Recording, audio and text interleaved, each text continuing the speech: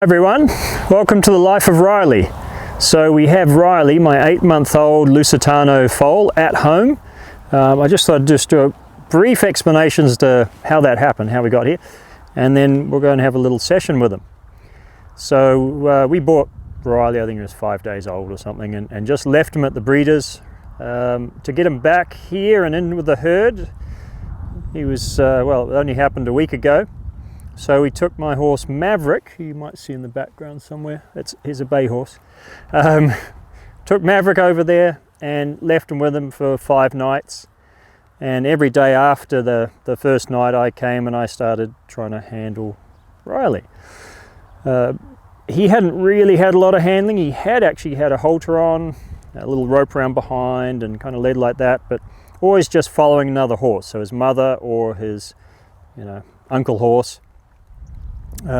Usually was enough to get them into the stables, and then if anything needed to happen they'd just pin them against the wall, and that's how the veterinary stuff happened and all that sort of thing. So anyway, so fairly unhandled sort of horse, but not feral, okay, not a wild horse. So I was really pleased the first day I was able to get a halter on him, which is to be fair, something I don't usually do. I don't usually teach horses to lead from a halter. I usually teach them with a string or a rope over the back through the front legs, so it's more of a body control deal. Probably the most common thing when teaching foals to lead is they flip over backwards. That's just such a common thing. I want to avoid doing that. But nevertheless, I was just playing this as it turned up. So I was able to get a halter on him. It was obvious in the beginning there, he didn't have much of an idea about following a feel, and he was pretty jumpy. Just that sort of horse. He's Cassidy's half-brother, so those that know Cassidy probably would understand. So jumpy, as he's supposed to be at that age, all instinctual stuff.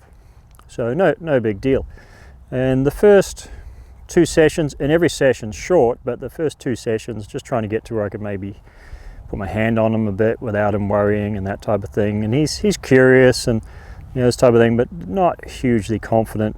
And everything had up to that point, I guess, been him approaching and retreating when he wanted, and now he's got a halter on. So a couple of times he did jump away. I've got a 12-foot line on, which isn't very long really in the scheme of things, but it was long enough to allow some drift without me having to go with him, which scares them no end when you start going with them like that, jumping at them.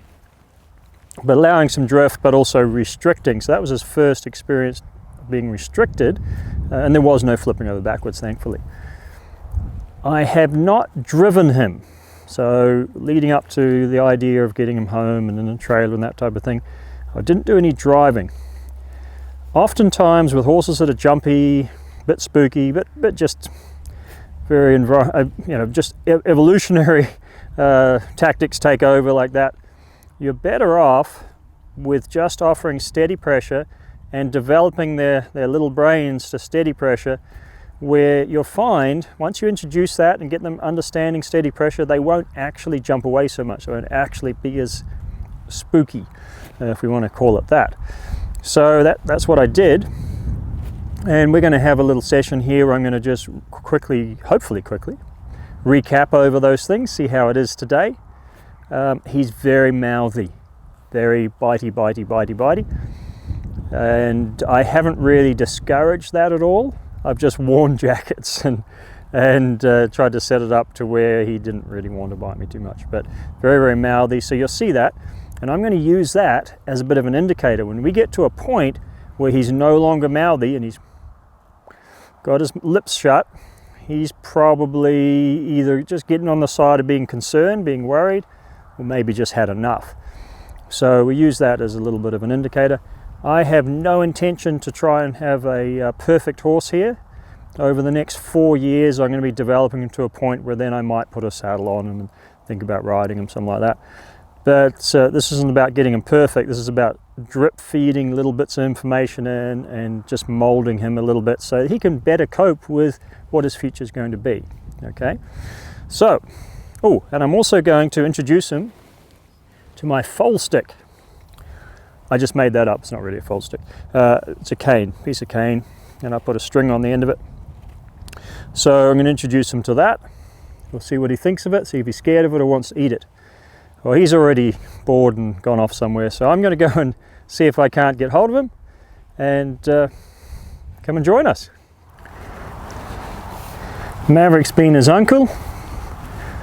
Uncle Mav, how you going? How's the retirement going, mate? Hey? Enjoying that? Enjoying the retirement?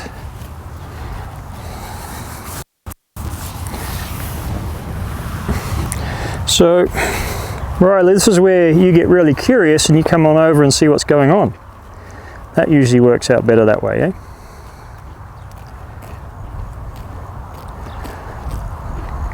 He's gotten a lot more confident just in those sessions. So we had 5 sessions. There you go. Oh, what's going on here? We want the scratching thing. Oh, we've got some mouthing there. Whoop. Oh, he says no, not really interested in that today.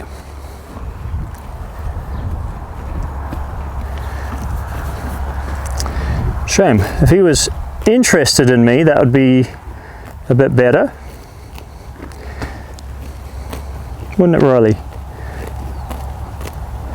Confident enough to keep your head down, but it's eating time, is it?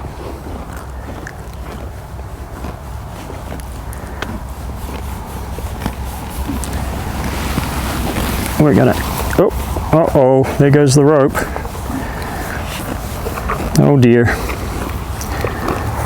Now, the problem with that, mate, is you make a big mess of the rope. So before we think about the halter, we'll just make sure we've got a little bit of a feel going here.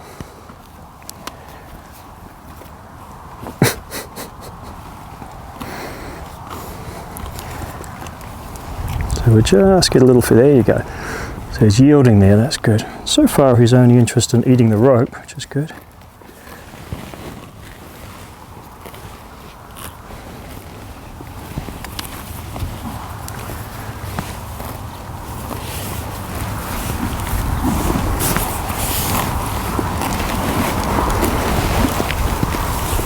Drift with him. Halter is an odd shape for him. That's really long, but the rest isn't. So there you go.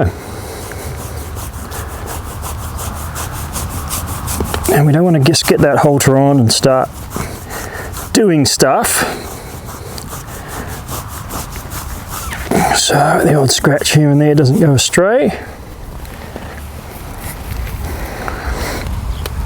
Now in the first couple of sessions, I was pretty careful not to move too quickly. I did move too quickly at times because anything was too quick at that point, really. But I was a bit careful with him, and I was really just checking things out and seeing what we could advance on. After that, the third session, I deliberately moved too quickly and set it up to where, you know, he did have those little uh-oh moments. Which proved to be very good for him. So he had the uh-oh moments and found the solution wasn't to pull away or rush off or anything like that, and found that he could yield from the halter a lot better. So the third session was the one that really just changed things for us and got to where even when he got a little worried, he might take a jump but not jump and try and just explosively leave. Like a lot of horses, one side's a little better than the other. So I'd approach here and that would, you know, be as good as it would be, but when I approached the other side, he had a lot of issues with that. I'm going to drag this rope, see what he thinks of all that. And that would present itself as him trying to have his eye on me, turning his head here the whole time. So this is about where we got to, isn't it, mate? So he got a little worried there, and that's okay. You can be a little worried, it's all okay.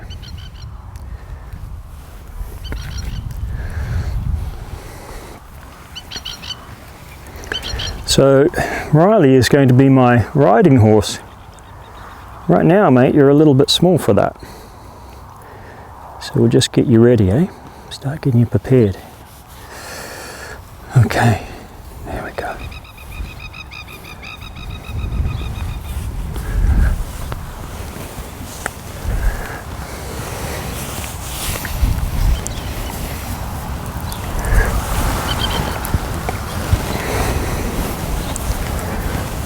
That's my boy. And the thing that's really useful to do when, I'll come a little closer. Yeah, I know, mate. Is before you let go of your foal on the first session or first few sessions, is to maybe practice catching them. So, can you actually approach? Can you walk in here? Can you do those things that you might need to do? Get that rope around them. So it's a good thing to practice before you leave. And you can even practice doing them kind of quicker, like approaching them quicker. You see what I'm doing with the rope, it's kind of quick enough to worry him a little bit. But he can drift away and we can correct things, it'll all work out. Whereas if you were going to catch him and he wasn't caught up yet and he jumped away, well, that could teach him the wrong thing. Okay, it could teach him that jumping away was a good idea. Head's not quite as high as Cassidy. I've seen it as high as Cassidy, but they do the periscope thing where they have their necks straight up in the air.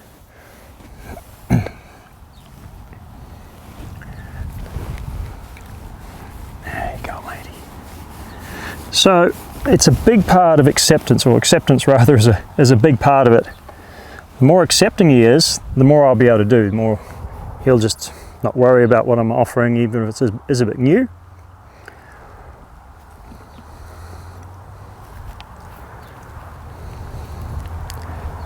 Yeah, it's all right, isn't it?